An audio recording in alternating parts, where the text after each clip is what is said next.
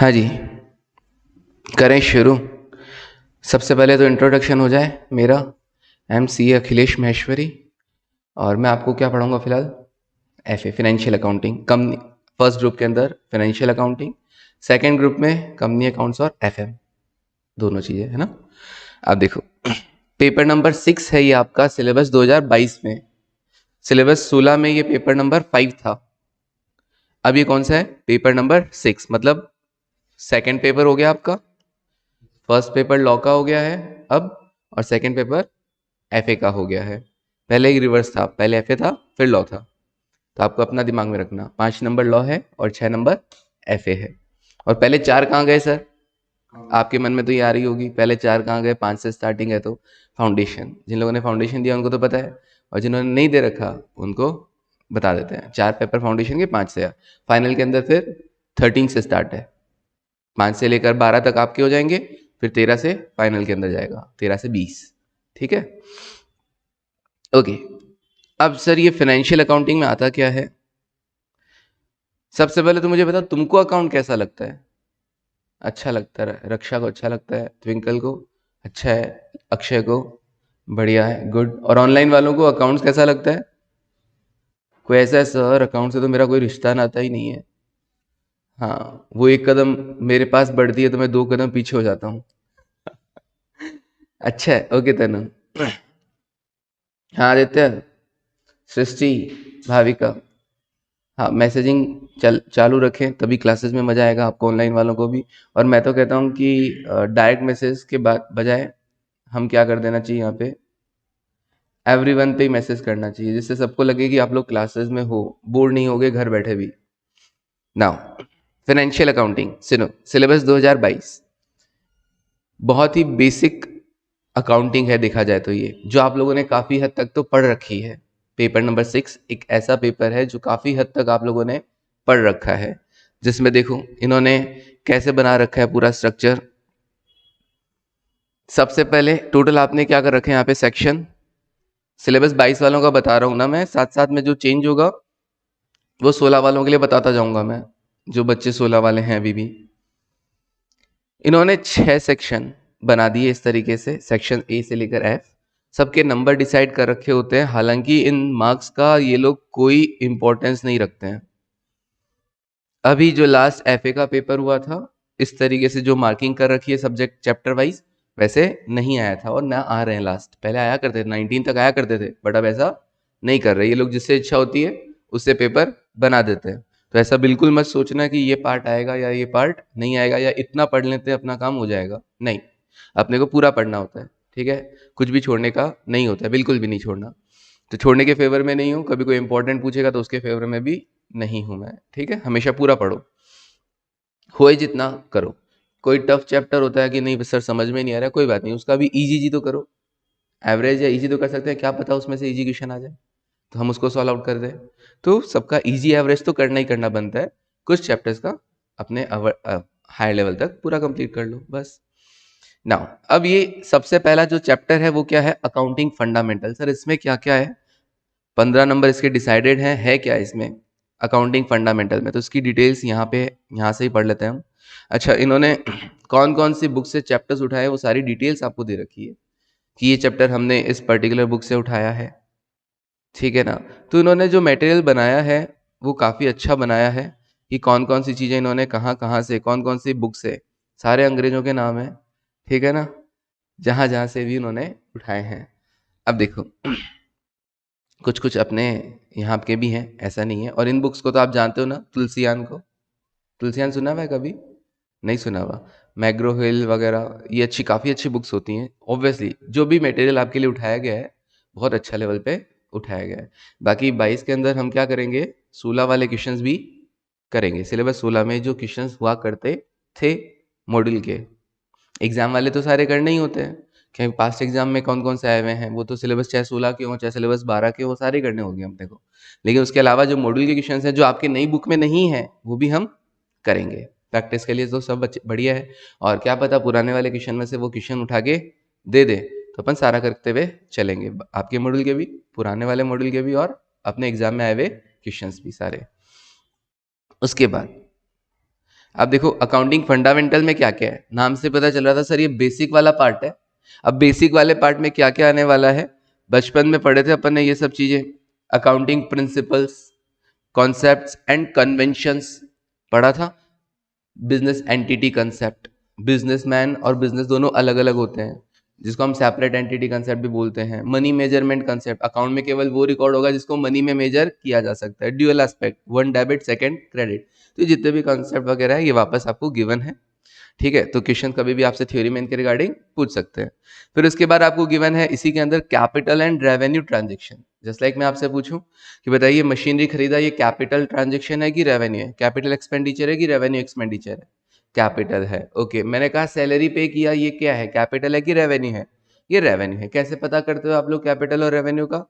Sir जिसका benefit हमें 1 साल से ज्यादा के लिए मिलेगा वो कैपिटल ट्रांजेक्शन हुआ, कैपिटल एक्सपेंडिचर हुआ। जिसका बेनिफिट अपने को उसी पर्टिकुलर टाइम पीरियड के लिए 1 साल के लिए मिलेगा तो वो हमारा रेवेन्यू एक्सपेंडिचर हुआ। अच्छा, मैंने पूछा मशीनरी खरीदा, उसको इंस्टॉल करवाया, तो इंस्टॉलेशन चार्जेस क्या होंगे? Capital expenditure, capital capital, very good, capital expenditure. क्यों? जब भी एसेट खरीदा जाता है तो फर्स्ट टाइम जो भी खर्चा होता है रेडी टू यूज तक का वो सारा कैपिटल एक्सपेंडिचर। तो ये सारी चीज अपने को कब पढ़ने को मिलेगी? इसी फंडामेंटल ऑफ अकाउंटिंग के अंदर, अकाउंटिंग फंडामेंटल्स। हाँ, सिलेबस 16 वालों में भी ये है ना, जो कॉमन नहीं होगा वो मैं बता दूंगा। उसके बाद वही सब equations, double entry systems, book of original entry, subsidiary books, ये सब बचपन वाले 11th वाले चैप्टर, जर्नल एंट्री सारी सिखाऊंगा प्रॉपर। तो ऐसा नहीं है कि किसी को नहीं आती तो परेशानी होगा, पूरा स्टार्टिंग से अपन चलेंगे। जर्नल एंट्रीज आएगा सारा, रेक्टिफिकेशन एंट्री सबसे इंपॉर्टेंट पार्ट होता है। हालांकि इस बार वाले पेपर में रेक्टिफिकेशन एंट्रीज नहीं आई थी, मोस्टली सब टाइम पूछी जाती है, तो पक्का जून के अंदर तो जिसका भी जून में पेपर है उसके तो रेक्टिफिकेशन एंट्री आने का बहुत ज़्यादा चांसेस है, ठीक है। तो रेक्टिफिकेशन एंट्रीज, अच्छा रेक्टिफिकेशन एंट्रीज कब आती हैं? जब अपने को जर्नल एंट्रीज आती हैं। किसी को अगर जर्नल एंट्रीज नहीं आता, डेबिट क्रेडिट समझ में नहीं आता कि कब डेबिट कब क्रेडिट होगा कोई अकाउंट, तो उसको रेक्टिफिकेशन पॉसिबल नहीं होता है। तो रेक्टिफिकेशन सीखने के लिए पहले बेसिक एंट्रीज आपको आना जरूरी होता है। कैश बुक, बैंक बुक, ये सब चीज़ें आपको रिक्वायरमेंट होती है पहले से। कैश बुक बैंक बुक बनाते हैं तो कैश और बैंक अकाउंट बनाने की जरूरत नहीं होती। क्यों? क्योंकि वो होता ही उनका फॉर्मेट अकाउंट के जैसा है। ये सब चीज़ें पढ़ते हुए चलेंगे। अच्छा सर, बीआरएस भी है? हाँ, सिलेबस 16 वालों आपके भी बीआरएस है, लेकिन बस मॉड्यूल में लिखा हुआ नहीं है और टॉपिक दे भी नहीं रखा है, लेकिन पेपर में आता है। और सिलेबस 22 वालों के तो क्लियरली गिवन है बीआरएस आएगा, बैंक रिकंसिलिएशन स्टेटमेंट। ओके, तो पढ़ना दोनों को होता है, ट्रायल बैलेंस, और उसके बाद ये वाला पोर्शन डेप्रिसिएशन का चैप्टर हो गया।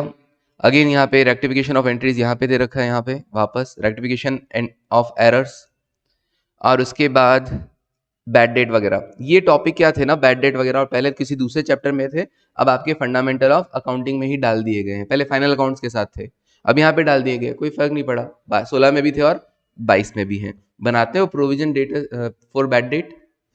क्यों बनाया जाता है प्रोविजन फॉर बैड डेट?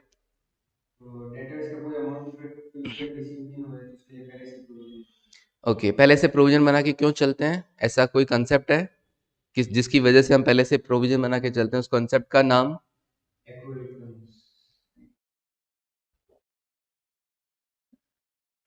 सोचो, कोई कॉन्सेप्ट, कोई ऐसा नाम जिसकी वजह से हम फ्यूचर में होने वाले लॉसेस के लिए पहले से प्रोविजन बना के चलते हैं।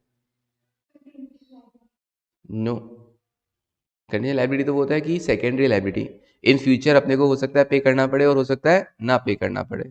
हाँ, ऑनलाइन वालों कुछ याद आया क्या? अच्छा बोलता हूँ, सोचना कि याद आता है क्या। प्रूडेंस कभी सुना है? कंजर्वेटिज्म कभी सुना है? ये दोनों एक ही है, प्रूडेंस या कंजर्वेटिज्म। जिसकी वजह से हम क्या करते हैं, फ्यूचर में होने वाले प्रॉफिट्स को तो एस्टिमेट नहीं करते, लेकिन होने वाले लॉसेस के लिए पहले से प्रोविजन बना के चलते हैं। अकाउंटिंग क्या चाहता है, प्रॉफिट्स को कम शो करना चाहता है, ठीक है ना। इसलिए ये सब किया जाता है कि भैया फ्यूचर में अगर कोई नुकसान हुआ तो हम आज ही पता है अपने को कि अपने 10% डेटर पैसा देते ही नहीं है, तो वो फ्यूचर अभी अगर मेरी बुक्स में 1 लाख के डेटर है तो मुझे लग रहा है कि यार 1 लाख में से 10% तो मेरे को पैसा नहीं देने वाले, तो उसके लिए पहले से ही प्रोविजन बना के चलो, प्रॉफिट्स को पहले से ही कम शो करके चलो। क्लियर है वाली चीज? ओके, तो ये सब चीजें अपने को यहाँ पे सीखने को मिलेंगी, पूरा डिटेल में डेप्थ में पढ़ाऊंगा, पूरा लॉजिक से पढ़ाऊंगा, कंसेप्ट वाइज। रटवाने का कोई काम नहीं है। क्यों हुआ या मुझसे कभी भी पूछ सकते हो कि ऐसा क्यों, ठीक है। चलो तो ये फंडामेंटल ऑफ अकाउंटिंग था, सेक्शन ए, 15 नंबर का बांट रखा था इन्होंने। फिर उसके बाद मार्क्स की बात नहीं कर रहा, बस क्या क्या कवर है आपकी वो बात कर रहा हूं आज, सिर्फ overview. Accounting for special transactions, फिर आपके ये आएगा चैप्टर 11th में ही था, bills of exchange, BR, BP, drawer, drawee, BR received, BR account debit to debtor. फिर अपन उस बीआर को बैंक से जाके डिस्काउंट करवा सकते थे, किसी थर्ड पार्टी को एंडोर्स कर सकते थे, राइट, बैंक के पास भेज सकते थे फॉर कलेक्शन, करवा सकते थे, अपने पास भी रख सकते थे। फिर वो या तो लास्ट में ऑनर हो जाएगा या डिसऑनर हो जाएगा। ये सारी एंट्रीज यहाँ पर अपने को वापस पूरा चैप्टर पढ़ने को मिलेगा। ओके, और ये चैप्टर भी अच्छा इंपॉर्टेंस रखता है, इसमें अकोमोडेशन बिल ज्यादा इंपॉर्टेंस रखता है। अकोमोडेशन बिल मतलब एक दूसरे की हेल्प के लिए लिखा गया बिल, वो शायद आप लोगों के इतना लेवल पे नहीं था। अकोमोडेशन बिल थे शायद क्वेश्चंस तो, या नहीं थे, याद आ रहा है 11th में? अकोमोडेशन बिल याद नहीं था। कोरोना में निकल गया था क्या 11th? नहीं, कोरोना के बाद, पहले निकल गया था। अच्छा ठीक है अच्छा 12th हो गई तो, अच्छा सॉरी, आप तो बीकॉम से है ना, और आप भी? अच्छा अच्छा, चलो ठीक है, फिर तो पहले हो गया था।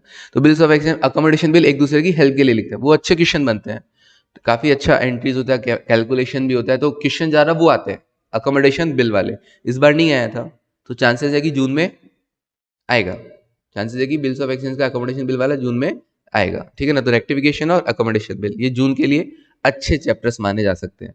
नाउ कंसाइनमेंट, जिसने फाउंडेशन किया है सीएमए उसने पढ़ा होगा कंसाइनमेंट। बीकॉम में आता है क्या? अभी तुम्हारे सिलेबस में नहीं आता, आजकल बंद कर दिया। ओके, कंसाइनमेंट नहीं है, जॉइंट वेंचर भी नहीं पढ़ा हुआ होगा, 12th में था, कंसाइनमेंट नहीं था, था क्या 12th में? ओके, अच्छा सुनो होता क्या है। कंसाइनमेंट क्या होता है, मैं राजस्थान का हूं और मेरे का गुजरात में अपना माल बेचना है, तो या तो क्या ऑप्शन रहता है कि मैं अपनी ब्रांच वहां पे ओपन करूं, ठीक है, तो वो तो ब्रांच अकाउंटिंग के अंदर आएगा जो अभी है अपने भी। दूसरा क्या होता है, मैंने क्या किया, गुजरात में अपना एक एजेंट अपॉइंट कर दिया। मैं कहा देखो भाई, तुम वहां पे एक काम करो, मैं तुमको माल सप्लाई करूंगा, तुम मेरा माल बेच देना, ठीक है, इसके लिए मैं तुमको क्या करूंगा, कमीशन दूंगा। तो मैं उसको माल सप्लाई करता हूँ, वो मेरा माल बेच देता है, सब कुछ मैनेज करता है, जितना मेरा पैसा बनता है अपने खर्चे वर्चे काट कर, अपना कमीशन काट कर वो मुझे दे देता है, दैट इज कंसाइनमेंट। इसमें दो पार्टी हो गए, मैं कंसाइनर हो गया और वो एजेंट कंसाइनी हो गया, तो इसकी प्रॉपर अकाउंटिंग सीखने को मिलेगी अपने को, कंसाइनमेंट अकाउंटिंग।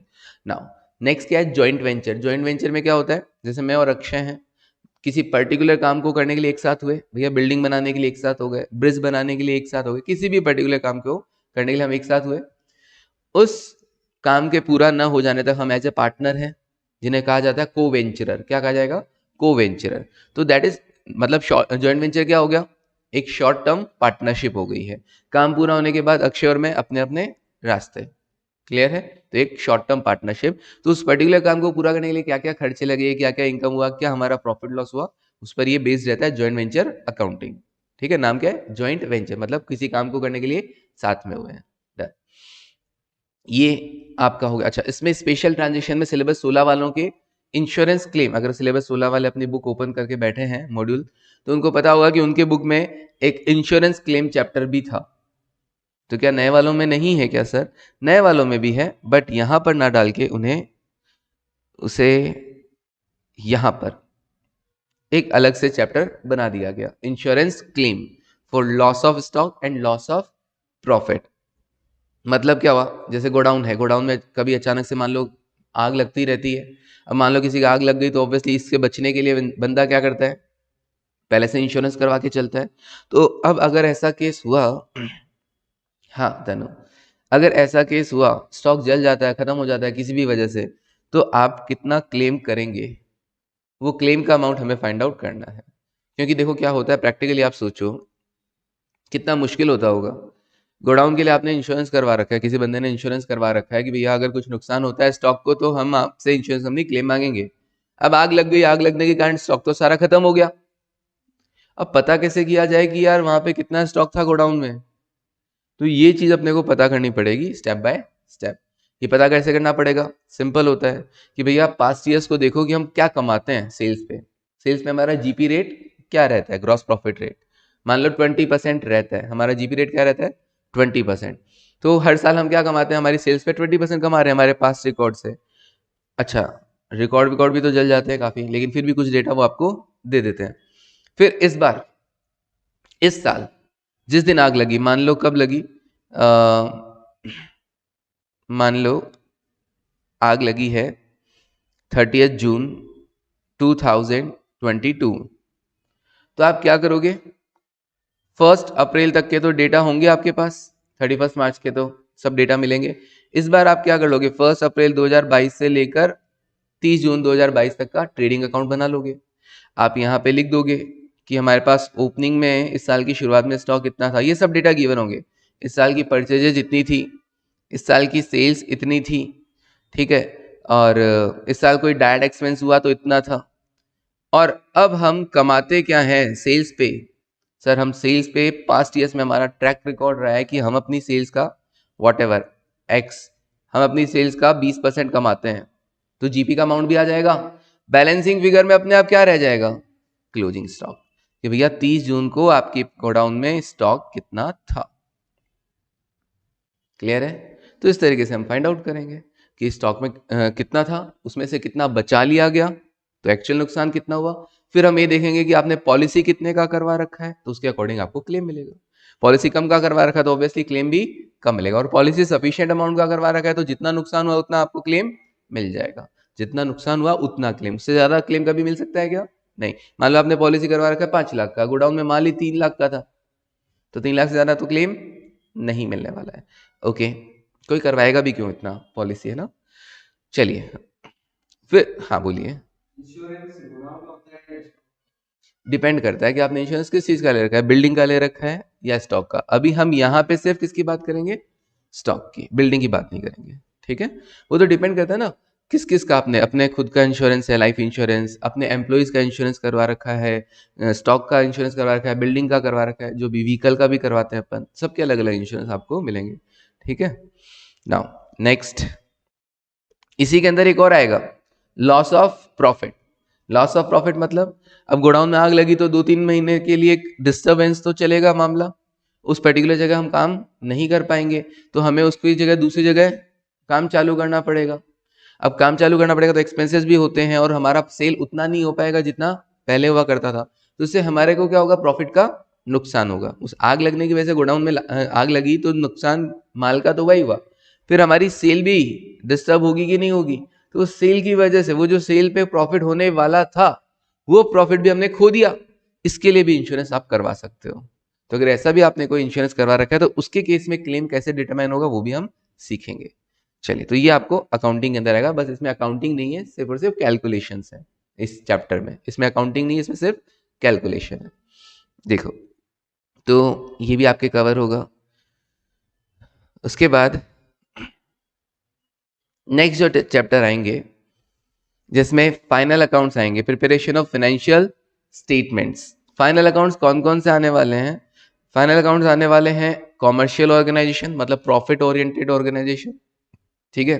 सिलेबस 16 वालों के लिखा होगा प्रॉफिट ओरिएंटेड ऑर्गेनाइजेशन, मतलब कहने का मतलब है जो बिजनेस रन कर रहा है प्रॉफिट मोटिव से कर रहा है, तो सेल होती है, परचेज होती है, खर्चे होते हैं, पूरा अपने को ट्रेडिंग P&L बैलेंस शीट बनाना सीखना है, ठीक है।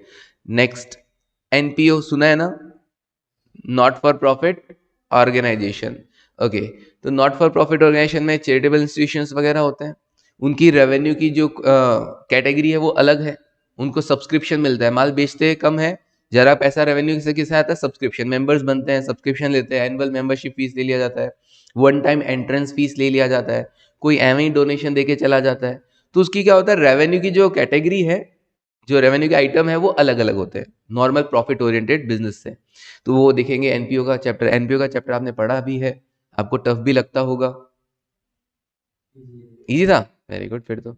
हाँ, और अपने को याद नहीं है, ओहो हो, छोड़ आए हम वो गलियां, हाँ ठीक है। ये पता नहीं वापस उसी गली में कैसे आ गए घूम के, हाँ कहीं ना। देखो, हाँ बोल रहे थे कुछ अक्षय, रेसिडेंट पेमेंट बनता है, इनकम एंड एक्सपेंडिचर बनता है।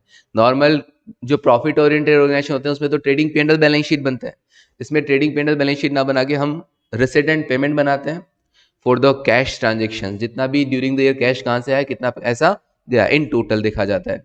कैश अकाउंट नहीं होता, टोटल में देखा जाता है भैया ड्यूरिंग द ईयर सब्सक्रिप्शन से टोटल पैसा कितना आया, ड्यूरिंग द ईयर रेंट के रिगार्डिंग हमने कितना पैसा टोटल में पे किया, टोटल में चलता है रिसीटेड पेमेंट। फिर बनता है इनकम एंड एक्सपेंडिचर, P&L नहीं बोलते, प्रॉफिट एंड लॉस नहीं बोलते, इनकम एंड एक्सपेंडिचर बोलते हैं, और उससे जो रिजल्ट निकल के आता है उसको भी प्रॉफिट लॉस नहीं, सरप्लस और डेफिसिट बोला जाता है।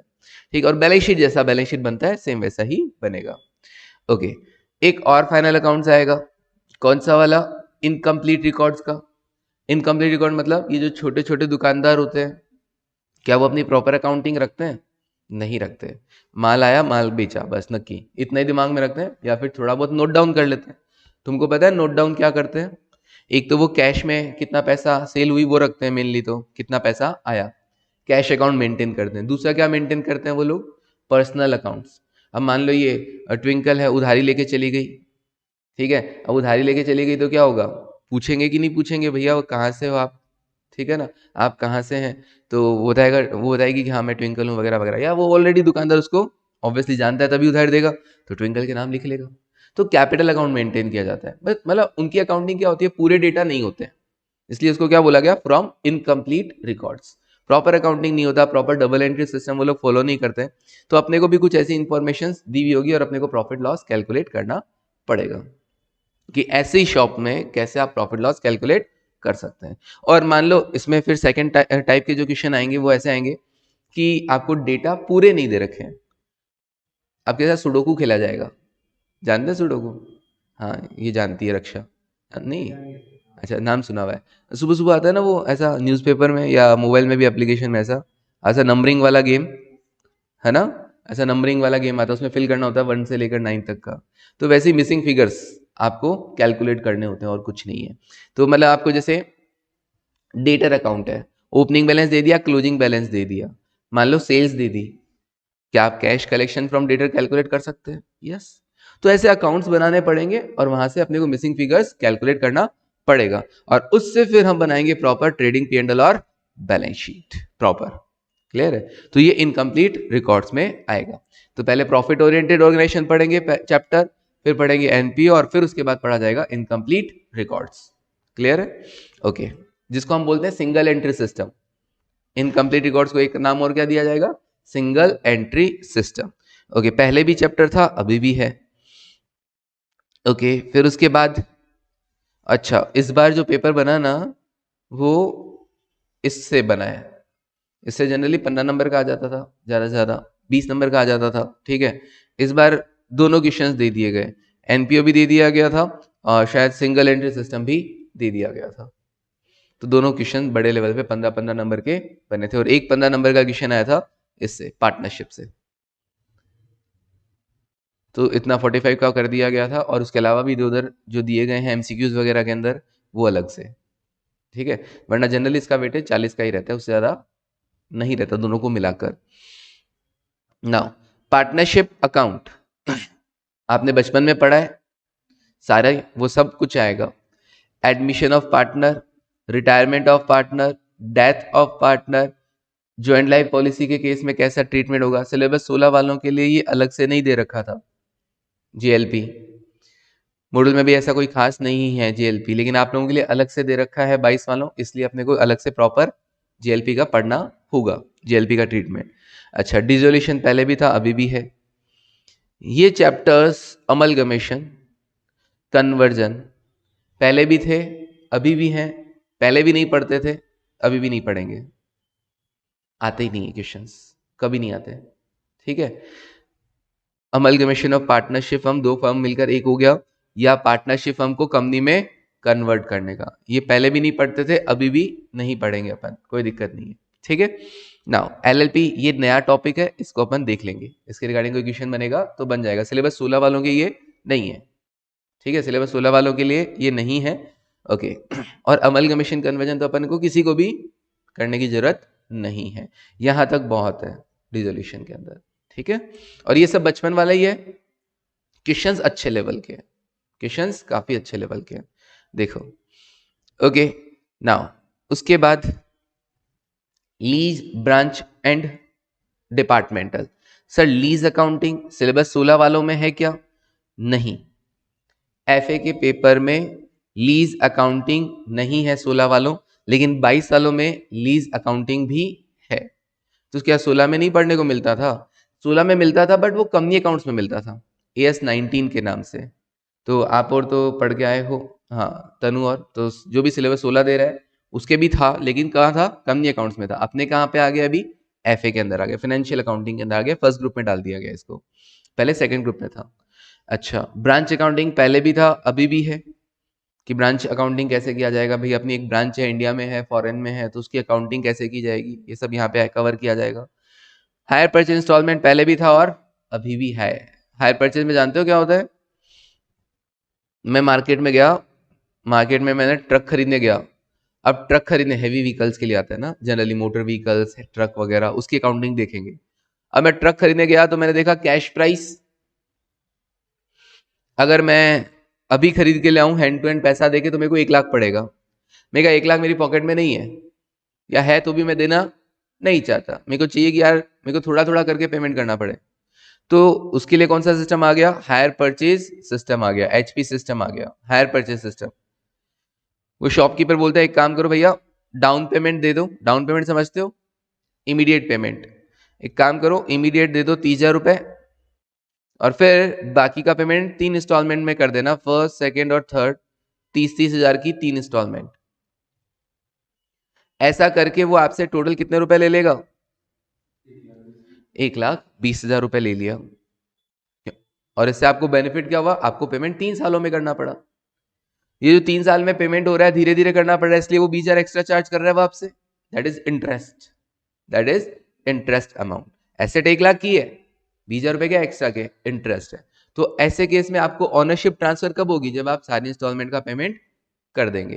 ये इंस्टॉलमेंट सिस्टम नहीं है। इंस्टॉलमेंट सेल में तो क्या होता है, जैसे आप ऑनलाइन मंगवाते हो EMI बेसिस पे, उसमें आपको हैंड टू हैंड क्या मिल जाता है? ऑनरशिप ट्रांसफर हो जाती है, आप उसके ऑनर हो जाते हो। लेकिन HP सिस्टम में ऑनरशिप कब जाएगी? सारी इंस्टॉलमेंट देने के बाद। उससे पहले अगर आपने कोई इंस्टॉलमेंट नहीं दी तो हम आपका सामान उठा के ले जाएंगे। ठीक है, हम आपका सामान उठा के लेके जाएंगे, that is reposition of goods, reposition of goods. तो ये सब अपन पढ़ेंगे हायर परचेज में। और इंस्टॉलमेंट सेल के क्वेश्चंस आते नहीं है, HP सिस्टम के क्वेश्चन आते हैं, लेकिन हाँ जिसको HP आ गया उसको इंस्टॉलमेंट भी आ जाएगा, कोई दिक्कत नहीं है। बस थ्योरेटिकली तो देखना है कि ऑनरशिप बात इंस्टॉलमेंट में पहले ही ट्रांसफर हो जाती है, अकाउंट में कोई ज़्यादा फर्क नहीं है। तो ये आपका पूरा चैप्टर, पूरा सिलेबस रहेगा 22 वालों। ज़्यादा बड़ा तो नहीं लग रहा ना? नहीं सर, ओके, दिखने में ज़्यादा नहीं लग रहा, बट एक्चुअली हो जाता है। 15-15 दिन, 20-20 दिन का एक एक चैप्टर हो जाए तो उतने में टाइम निकल जाता है, 15-15 दिन में। अब सिलेबस 16 वालों, इसके अलावा भी आपके कोई है क्या? सर अभी खत्म नहीं हुआ है ये, देखो एक सेक्शन बाकी रह गया है। हाँ, पहले फिर 16 वाला बताऊंगा। अच्छा, एक सेक्शन और बाकी रह गया, उसमें क्या है वो सुनो।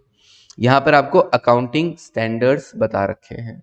हम ये जो अकाउंटिंग करते हैं ना, वो किसी न किसी स्टैंडर्ड, उसके लिए स्टैंडर्ड सेट कर रखे हैं। हमें नहीं पता है कि कौन सा स्टैंडर्ड के थ्रू हम अकाउंटिंग कर रहे हैं, बट हम अकाउंटिंग करते हैं वो हमें पहले से पता है। जैसे कि अगर मैं कहूँ आप स्टॉक को किस पे वैल्यू करते हैं, क्या कभी सुना है कि आप स्टॉक को कॉस्ट और NRV which ever is lower पे वैल्यू करते हैं?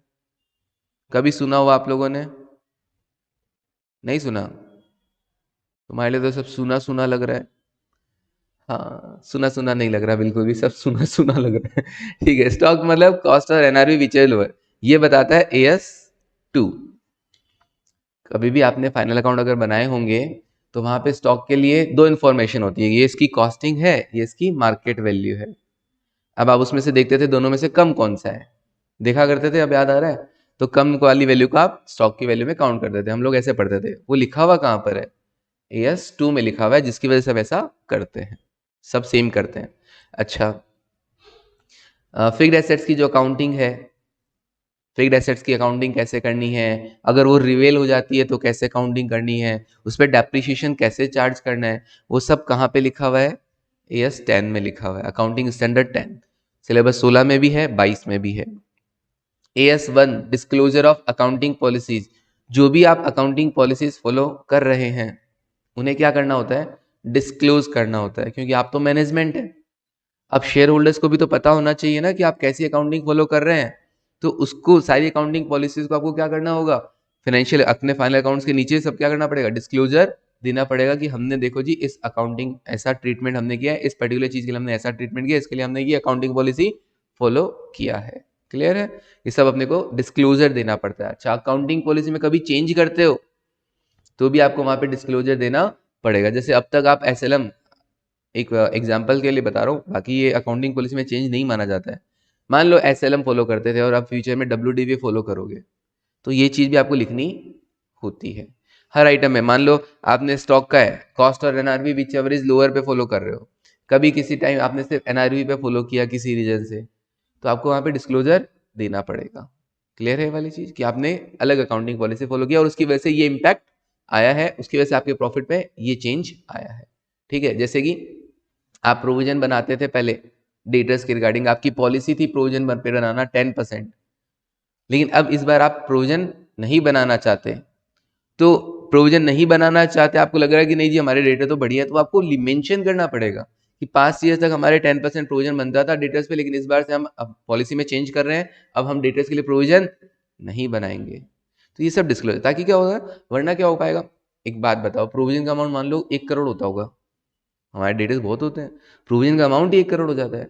इस बार आप प्रोविजन नहीं बनाओगे तो हमारे 1 करोड़ का प्रोविजन ही बनेगा, और 1 करोड़ से प्रॉफिट क्या आएंगे, फिर ज्यादा आएंगे। तो ज्यादा आएंगे तो फिर कंपेयर करोगे पास्ट ईयर से इस बार को, तो वो 1 करोड़ का तो फालतू डिफरेंस आया कि नहीं आया, सिर्फ और सिर्फ अकाउंटिंग पॉलिसी चेंज करने की वजह से आया। इसलिए ये एएस बना है, वो कहता है भैया सब चीजें डिस्क्लोज करो, चेंज आता है तो उसको भी डिस्क्लोज करो, जाके यूजर्स को पता चल सके कि ये जो प्रॉफिट में इम्पैक्ट आया वो किस वजह से आया, क्या ऐसे कोई चीज की वजह से आया जिसमें सिर्फ आपने अकाउंटिंग ट्रीटमेंट चेंज कर दिया और आपके प्रॉफिट में चेंज आ गया हो, या वाकई में एक्चुअल में तुमने वो प्रॉफिट अर्न किया है। क्लियर है ये वाली चीज। ओके, फिर अब ये जो बचे हुए 4 एएस हैं, एएस 11, एएस 12, एएस 16, एएस 22, ये सिलेबस 16 वालों में नहीं है, सिलेबस 16 के नहीं है, सिर्फ सिलेबस 22 में ही है। 16 वालों ने पढ़ लिए हैं कंपनी अकाउंट्स में, अगर पढ़े हैं तो आपने पढ़ लिए। हाँ, ये कंपनी अकाउंट्स में था, ये भी कंपनी अकाउंट्स में था, और ये भी कंपनी अकाउंट्स में था। ठीक है, सिलेबस 16 वालों के लिए कंपनी अकाउंट्स में है। एएस 22 आपको फाइनल में पढ़ने को मिलता था, जो कि 22 में अपने को यहाँ पे ही पढ़ने को, सिलेबस 2022 में यहाँ पे ही पढ़ने को मिलेगा। ठीक है, ये आपने सिलेबस 16 वालों के लिए कहीं पर भी नहीं है, एएस 22। ओके, तो ये एएस अपने को कन्वर्ट करने हैं कि कैसे कैसे होगा, वो सब डेप्थ में बाद में बात करेंगे। चलिए, तो ये आपका पूरा सिलेबस था, और सिलेबस जो 16 वाले हैं उनके 2 चैप्टर और है। हाँ हाँ तनु, वेरी गुड, आपने पता कर लिए। कौन कौन से चैप्टर हैं 16 वालों, सेल्फ बैलेंसिंग लेजर्स है। अब 22 वालों के नहीं है ये चैप्टर, बहुत आसान चैप्टर हुआ करता था, डेटा क्रिएटर बनाना होता था बस अकाउंट। अब आप लोगों के 22 वालों में ये हटा दिया गया, इजी चैप्टर था। रॉयल्टीज, ये भी आसान ही चैप्टर था, छोटा सा चैप्टर था। 2 छोटे छोटे चैप्टर हुआ करते थे, वो दोनों हटा दिए हैं 22 में। ठीक है, 16 में है, 16 वालों को पढ़ना पड़ेगा। हाँ, एक थियोरिटिकल चैप्टर है 16 वालों, कंप्यूटराइज्ड अकाउंटिंग सिस्टम, उससे इस बार काफ़ी क्वेश्चन आए थे, मैच द फॉलोइंग में भी आ गया था। तो आपको थियोरिटिकल अपने लेवल पे कंप्लीट करना होगा ये वाला chapter, computerised accounting system. Okay, और एएस क्या उनके 2 ही थे, नहीं, उनके फर्स्ट और 10 तो है ही जो 22 वालों के, उनके 2 भी है, 7 भी है और 9 भी है। 3 एएस है जो आप लोगों के नहीं है। ठीक है, चलिए, तो ये, हाँ अच्छा, इंड एएस बोल रही है तनु, तो इंड एएस नहीं पढ़ना अपने को तनु। ठीक है, इंड एएस नहीं आते थे, सिलेबस 16 में इंड एएस नहीं है, दे रखे हैं बट पढ़ना नहीं होता है। ठीक है, सिलेबस 22 वालों में थोड़ा बहुत है, कंपेरेटिव बेसिस पे इंड एएस के बारे में बता रखा है, वो अपन पढ़ेंगे। 22 वालों में कंपेरेटिव बेसिस पे है, वो थोड़ा बहुत पढ़ लेंगे। आपके भी एएस है, इंड एएस नहीं है यहाँ पर।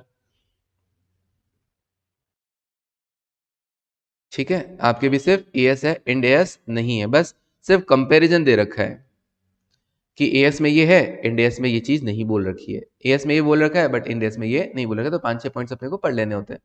अच्छा, कंपनी अकाउंट्स में सिलेबस 22 वालों आपके इंड एएस है, सिलेबस 22 वालों आपके इंड एएस दे रखे हैं, पहले इंड एएस नहीं थे। फाइनल में ही जाके पढ़ना होता था। अब आपको इंडियस भी पढ़ने हैं, 5-6 इंडियस दे रखे हैं, कंपनी अकाउंट्स में, एफए में नहीं है।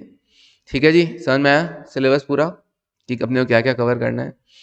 ओके चलिए, और ठीक है, ये तो सिलेबस है। और एक चीज मैं आपको पहले ही क्लियर कर देता हूं कि जो पार्टनरशिप वाला चीज है ना, सब लोगों को ही ये आपको रिकॉर्डिंग मिलेगी पार्टनरशिप की, ये वहीं से कवर करना है सबको ही, वरना हमारा 1 महीना सिर्फ फालतू पार्टनरशिप में लग जाता है। इसलिए मैंने उसकी क्या कर रखी है, पूरी रिकॉर्डिंग बना रखी है डीके गोयल के अकॉर्डिंग। डीके गोयल के मैंने पूरे से ही नोट्स बना रखे हैं। डीके गोयल से आप जानते हो ना, 11th-12th में थी बेसिक अकाउंटिंग, तो मैंने एकदम बेस से पूरा पढ़ा रखा है वहाँ पे ही। तो वो जो लेक्चर्स हैं अपने को वहीं से कवर करने हैं, बाकी सब आपका लाइव होगा, सिर्फ ये वाला चैप्टर आपको वहाँ से देखना पड़ेगा, रिकॉर्डेड आपको मिल जाएगा। अपने यूट्यूब पे भी लगा रखा है, अगर आपने डेमो लेक्चर्स देखे होंगे तो वहाँ पे यूट्यूब पे पूरा पार्टनरशिप मैंने डाल रखा है। ठीक है, तो पार्टनरशिप वाले में अपना टाइम वेस्ट नहीं करेंगे, वरना अपना 1 महीना लग जाता है। हाँ, स्कैनर की क्वेश्चन में करवाऊंगा, ऐसा नहीं है, बिल्कुल नहीं, स्कैनर में करवाऊंगा। और प्लस जब आप पढ़ेंगे, मैं आपको टाइम दूंगा पढ़ने के लिए जब भी, तब मैं साथ साथ में उसको क्या करूंगा, एक समराइज फॉर्मेट में आपके साथ डिस्कस करूंगा उसको। तो 2-3 दिन उसके लग जाएंगे अपने को पार्टनरशिप डिस्कशन के। क्लियर है? तो पढ़ लोगे, उसके बाद मैं आपसे डिस्कशन करूंगा, भैया ये कोई दिक्कत नहीं है ना, इसमें कोई प्रॉब्लम नहीं है ना, ये एक ऐसा कंसेप्ट है नक्की, उसमें उस टाइम किसी दिक्कत रहती है तो हम उस टाइम डिस्कस भी करेंगे। ठीक है, बाकी कंप्लीट आपको वहां से करना होगा पार्टनरशिप। चलिए, डन। चलिए, okay, thank you then, take care and आज के लिए बस इतना ही, बाय।